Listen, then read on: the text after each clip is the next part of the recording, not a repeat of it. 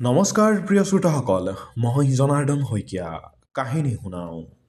সকলোলৈ ৰঙৰ উৎসৱ ফাকুৱাৰ শুভকামনা জনাই ধাৰাবাহিক উপন্যাসৰ মাজতেই আজি পাঠ কৰিবলৈ লৈছোঁ দীপাংকৰ নাথৰ এটা চুটি গল্প উপহাৰৰ বোজা। আশা কৰিছোঁ আপোনালোকে ভাল পাব। পিতাই, আজি আনিব পাৰিলিনে? জীয়েক ৰূপালীৰ মাতটো যেন এডাল অজগৰ হৈ মেৰিয়াই ধৰিলে বিনন্দৰ ভৰি দুখন। লৰচৰ কৰিব নোৱাৰাকৈ সি থমকি ৰল। জীয়েকৰ এটা সৰু আৰ্জি পূৰণ কৰিব নোৱাৰাৰ অপৰাধবোধত বিনন্দৰ মূৰটো হাউলি পৰিল। চকুজুৰি থৰ লাগি ৰল ঘৰটোৰ উৱলি যোৱা বেৰখনৰ তলৰ অংশটোত। অলপ ৰৈ কি কম কি নকম বুলি ভাবি হাতত থকা বস্তুকেইপদৰ টোপোলাটো তাইৰ চকুলৈ নোচোৱাকৈ আগবঢ়াই দি ক'লে, তহঁতে দেখিছ নহয়, এই এসপ্তাহ ৰঙালাওকেইটা বেচিবৰ বাবে ৰাস্তাত উলিয়াই দিছোঁ আৰু সুমুৱাই থৈছোঁ মাত্ৰ। গ্ৰাহক নাই, বজাৰ নাই। টেঙামৰা পাত কেইমুঠি বেচি যি ৭০-৮০ টকা পাওঁ, তাৰেই তেল নিমখকণ যোগাৰ কৰি আছোঁ মাত্ৰ।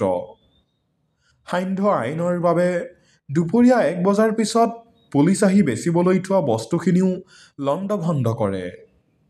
দুদিনমান ৰ, বন্ধ খুলিলেই আনি দিম দেই। ৪ দিন ধৰি ৰূপালীয়ে দেউতাকক খাটনি ধৰি আছে অকণমান পেট্ৰল আনি দিবলৈ। উচ্চতৰ মাধ্যমিকৰ চূড়ান্ত পৰীক্ষাত সফলতাৰে উত্তীৰ্ণ হোৱাৰ বাবে আজি এসপ্তাহ আগতেই ৰূপালীয়ে চৰকাৰৰ পৰা এখন স্কুটি লাভ কৰিছিল। সেইদিনাই ঘৰলৈ ঘূৰি আহোঁতেই যি তাই স্কুটিখনত ২ লিটাৰ পেট্ৰল ভৰাই লৈছিল।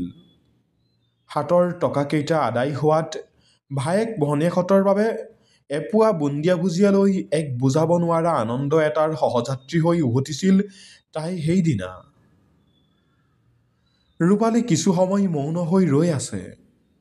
দেউতাকৰ শুকান মুখখনলৈ পুনৰ চোৱাৰ সাহস গোটাব নোৱাৰিলে তাই। এক বুজাব নোৱাৰা শোকে কণ্ঠনলীত বহি মৃদু বিষ এটাৰ সৃষ্টি কৰিলে তাইৰ। সেইজন দেউতাকক তাই কেনেকৈ বিচাৰিব? কলেজলৈ যোৱাৰ সময়ত দিনটোৰ হাত খৰচ কিদৰে ক'ব, পিতাই ১০০ টকা দেচোন, স্কুটিখনত পেট্ৰল ভৰাব লাগে। তাই ভিতৰলৈ গৈ দুৱাৰৰ কাষত ৰৈ উচুপি উঠিল।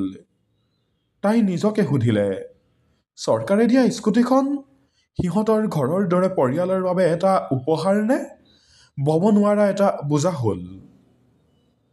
প্ৰিয় শ্ৰোতাসকল, যদি আপোনালোকে গল্পটো ভাল পালে তেতিয়াহ'লে লাইক কৰিব, কমেণ্ট কৰিব, আমাৰ চেনেলটো ছাবস্ক্ৰাইব কৰিব। ধন্যবাদ।